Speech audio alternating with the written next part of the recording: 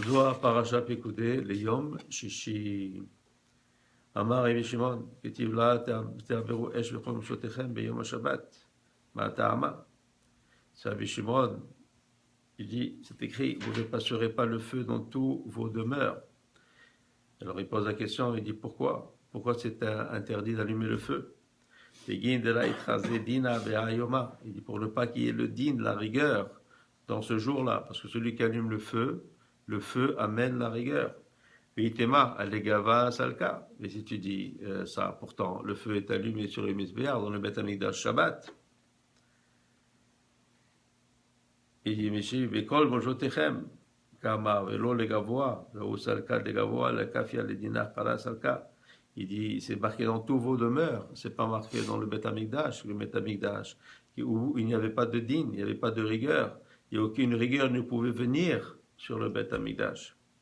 Et donc, Tanenan, It Esha Achla Esha, Esha Davechad Achla Esha Achara, comme nous avons pris un feu qui mange un autre feu. Ce feu, c'est quoi? C'est le feu qui est allumé Shabbat dans le Beth Amikdash et qui mangeait les autres feux, tous les autres feux qu'il y avait dedans des dinim, de la rigueur. Pinekar, Galia Atika Kadisha Ve'ayoma, Mekol She'ar Yomin, Vizibna de Galia Atika Leitrade Dina Klal, Cholayin Vitatayin Shlakichin Chedwata Shelema. Et pour cela, le Atika Kadisha, qui est donc le Parsouf Arichenpin, il se révèle le Shabbat plus que tous les autres jours.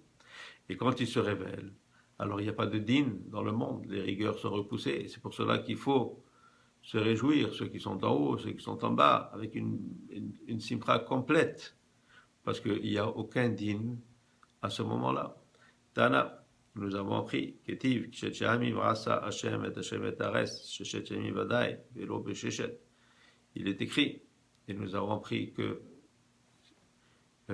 6 jours, il a créé Hashem, le ciel et la terre. Il dit c'est 6 jours Vadai. C'est vraiment 6 jours.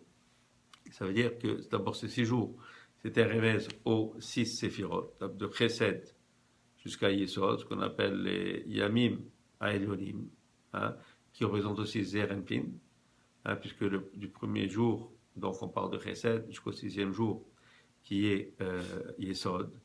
Et ce n'est pas écrit Beshechet Yamim, c'est-à-dire durant 6 jours il a créé, mais il est écrit, 6 jours il a créé.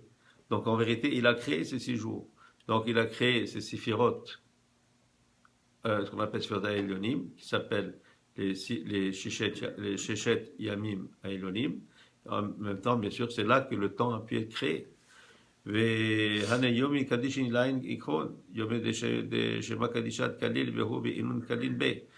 vraiment ce qu'on appelle des Yamim Kedoshim Elonim, des jours saints très hauts. Et on sait que dans ces 6 jours, il y a un remez au nom de Hashem qui s'inclut dans eux et eux qui s'incluent dans lui. Alors dans le nom Yud Kevavke, on sait que le premier Yud, ça représente la Sephira Chochma, le premier He, c'est la Sephira Bina, le Vav, c'est donc les 6 plutôt Séphirot de Chesed jusqu'à Yesod, le dernier He, hein, c'est la Malchut. On ajoute même que Keter, c'est le bout, ou la tête du premier Yud. C'est car pour qu'on l'Israël, Mikol Amin, Aléou Ketiv, Atem Advekim Vashem, Lokechem, Haïm Kodchem Ayom, et que heureux le sort de Israël, que Hachem leur a donné toute cette connaissance-là, et il leur a donné le Shabbat, et la possibilité de se rapprocher de lui plus que tous les autres peuples. C'est pour ça qu'il est écrit sur eux, que vous êtes attachés à Hachem et vous êtes vivants aujourd'hui. Vivant veut dire quoi? Dire vivant, pas parce que vous respirez, mais vivant, parce que vous comprenez c'est quoi la vraie vie. La vraie vie, c'est le Haïm, qui est la Torah, Akedusha, et qui est tous ces secrets que le Zohar explique. Shem l'Olam, Amen.